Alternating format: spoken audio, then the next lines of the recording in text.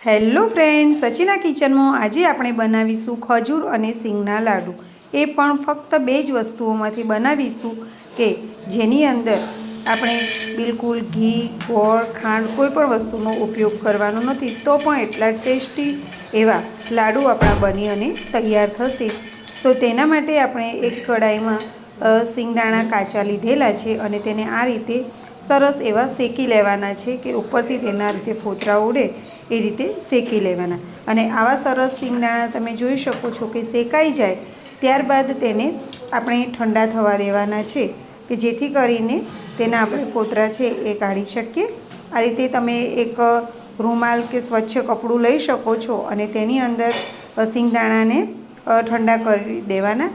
આ રીતે તમે કરશો તો ઝડપથી તેના ફોતરા પણ ઉકળી જશે અને સરસ એવા સિંગદાણાના તમે જો ફોતરા ઉકળી ગયા છે અને આપણે તેના માટે ખજૂર લીધી છે। બસ ખજૂર અને સિંગદાણામાંથી જ આપણે આજે સરસ એવા ટેસ્ટી આવા લાડુ બનાવવાના છે અને તેના માટે થોડી ખસખસ પણ આપણે લીધી છે।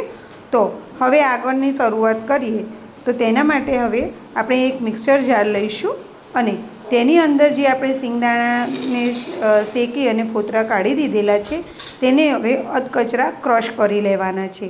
આ રીતે તમે જોઈ શકો છો કે આવા અધકચરા ક્રશ કરી લેવાના કે જેથી કરીને તેના મોઢામાં થોડો ક્રંચ આવે તો ખૂબ જ ટેસ્ટી એવા લાગે છે।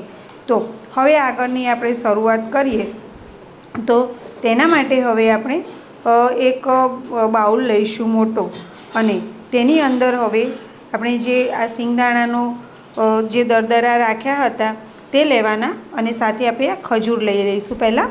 તો તે ખજૂર આપણે અત્યારે લગભગ 150 ગ્રામ જેટલી ખજૂર આપણે લીધેલી છે અને તેમાંથી ઠળિયાને કાઢી અને આપણે સાફ કરીને જ રાખી છે અને તેની સાથે જ હવે આપણે જે સિંગદાણાનો દરદરો ક્રંચ કરીને મૂક્યો છે તે અંદર એડ કરીશું અને તેને હવે બરાબર મિક્સ કરી લઈશું। આ રીતે તમે ચમચીની મદદથી પણ મિક્સ કરી શકો છો, પણ તમે જો હાથની મદદથી કરશો તો સરસ એવું ફટાફટ મિક્સ થઈ જશે। તો તમે જોઈ શકો છો કે સરસ એવું મિક્સ થઈ રહ્યું છે। તમે ખજૂરમાંથી બીજી કઈ રેસીપી બનાવો છો તે કોમેન્ટ કરીને મને જરૂર જણાવજો અને ડાયાબિટીસના પેશન્ટ હોય કે બાળકોને પણ જો ખજૂર ના ખાતા હોય તો તમે આ રીતે તેમના ખજૂરના નાના નાના લાડુ બનાવી અને તમે ટિફિન બોક્સમાં પણ આપી શકો છો અને એમના એમ પણ તમે એને આપો તો તેને ખાવાની મજા આવે છે।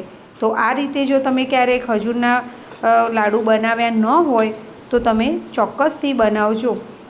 આની અંદર બિલકુલ પણ ખાંડ, ગોળ, ઘી કે કોઈ પણ વસ્તુનો ઉપયોગ થયેલો નથી।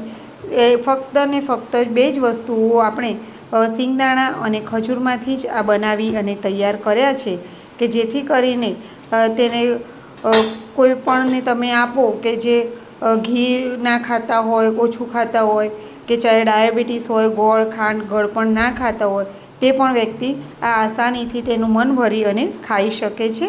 અત્યારે આપણા બોલ્સ બની અને તૈયાર થઈ ગયેલા છે।